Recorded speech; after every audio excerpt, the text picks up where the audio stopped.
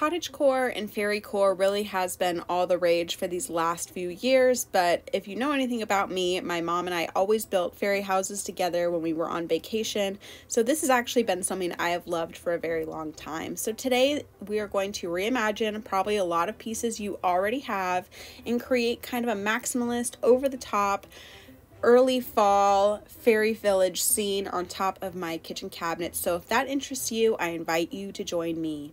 Now we're going to start by cleaning the space. I'm starting off by vacuuming. I highly recommend this DeWalt hand vac, and I'm going to follow that up by scrubbing this down with some kitchen cleaner, just because this is the area above where I cook, so obviously we want this to be very clean. And I'm going to point out a few things. You'll notice I've got some cowboy imagery, a great drawing of John Wayne, and some other letters, art, whatever going on up here. These are kind of my year-round pieces and are the base for pretty much every project. And I do like to tie this space back in with our whole home vibe, so that's why these are already here. So now that our space is clean, I'm going to start with my biggest and tallest pieces first, and we're also going to be covering the Duke. And I wanted to walk y'all through some of these pieces that I've made in some previous videos.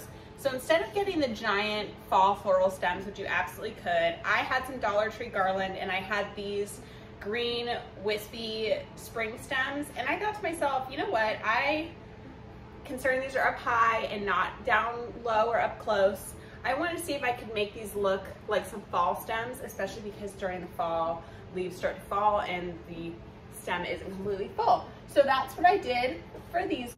So as you can see, this is pretty self-explanatory. I spread out my fall stems, high brew, and I went through and just wrapped some Dollar Tree garland around. We definitely don't have to cover every single stem. Just do what feels right to you, guys. And I'm gonna go ahead and put these with my tallest arrangements, this big vase, which this came from Home Goods a few years ago, and this Hobby Lobby lantern. So we've got our tallest pieces. Now, if you want to see how I painted this, it's literally just painted on a piece of cardboard. It is pretty shiny, but that's okay. We're just going to be covering the Duke because he doesn't quite fit with our fairy cottage-core kitchen vibe. So what I did is I cut my piece of cardboard. You could use a piece of canvas or a drop cloth as well. So my method of painting is I first added this green for a little bit of interest in the background and blended it in, and then I like to run lines where I want my tree trunks to be and dots where I want my leaves to be, and I just dab, dab, dab. Everything I do is just lots of dabbing. Now if I could go back and redo this, I should have done my grass at the base first, but that's okay. We're not going to see a whole lot of that anyway, and again, this is super simple. You could even ask your kids or grandkids to do this. I just made sure that it fit in there, and I just push it up so it's nice and snug. And you'll notice that it does bend a little bit, but that's okay because we're going to be putting some things in front. And then I have a few other big floral pieces that kind of frame out this corner, so I'm just going to go ahead and add them in. One of them is just a few fall stems from Dollar Tree with a Walmart 97-cent wheat and floral pick in an old canteen. One of these great milk jugs, and again I've got some Hobby Lobby wheat picks that I got on clearance last year, and then some Dollar Tree greenery.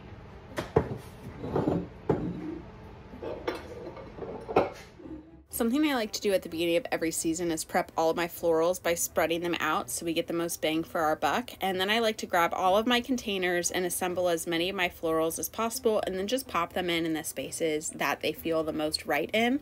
And throughout the season, I'll change these up a little bit, but overwhelmingly these florals can ride from the end of summer all the way through fall and even into Halloween. But if you want to pop in some pumpkins or some black stems, feel free to do so as well. Now to fill in our spaces over here, I've got two more arrangements that we made in our fall floral arranging videos, and these jugs actually match that one. So I'm just gonna put that in. So for these, I really just like to take some of my leftover scrap pieces and pop those on to some other stems and then add in some grass and leaves, and voila, we have an arrangement. Now, once we get our stuff put up, we do have to do a little bit of fixing and kind of pull our wire stems where we want them so that everything sits the way that suits us the best. And then I'm going to go with my more medium-sized decor. So I have this duck from my grandparents, and I have got some lanterns and some other smaller florals that are more of the mid-size of things. I love these mushrooms from Hobby Lobby. Those are currently 40% off, so I think they're like $4. And I'm going to pop in as many of my light fixtures. I love bringing in light during the fall and winter time, but I do need to get batteries for those. So I will show the lit up version in a future video. But you can see even on the other side, I'm continuing to add in my candles, and I wanted this one to have a few leaves in front of it to maybe capture some of the orange coloration when it's turned on. Now, the next step is I'm going to go ahead and grab this apple basket that I thrifted, and a quick hack, go ahead and put some garbage sacks in the bottom of it, and then put all of your faux fruit or your pumpkins or whatever you're using on top to really get the most bang out of those pieces. And I thrifted all of that. All together, I think that was like $5 worth of thrifted goods.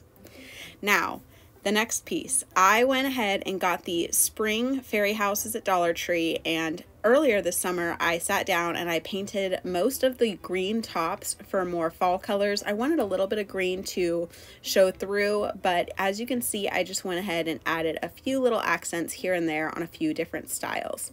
Now, the next thing that I did to prepare for putting in my fairy houses is I took some half pool noodle little pieces, and I took all of my fall scraps and made these fun little arrangements. And so one of them has a pumpkin, one of them is focused on the sunflowers and the berry picks, and then another one is focused on our apples. So I'm bringing in all of the late summer, early fall, and fall themes because I think that all of these would fit in our rustic little fairy scene. And we get a lot of use out of pieces that maybe we would have just put in the bottom of the box.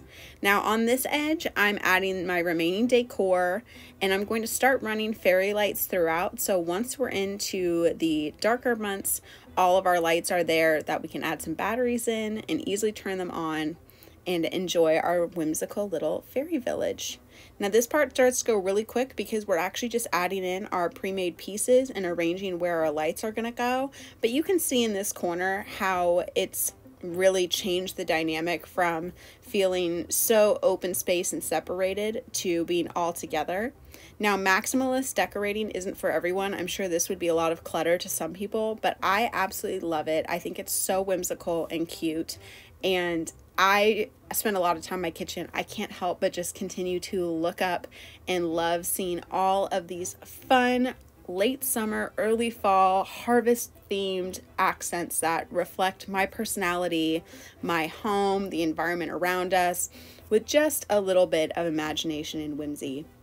So I hope today's video really inspired you, and I hope that you are looking into some crafting and decorating in this upcoming season, and I can't wait to see all the ideas that you guys have. So please let me know. Should I follow y'all's Instagram? So where are you posting your creations? I'll see you in the next one. Thanks for stopping by.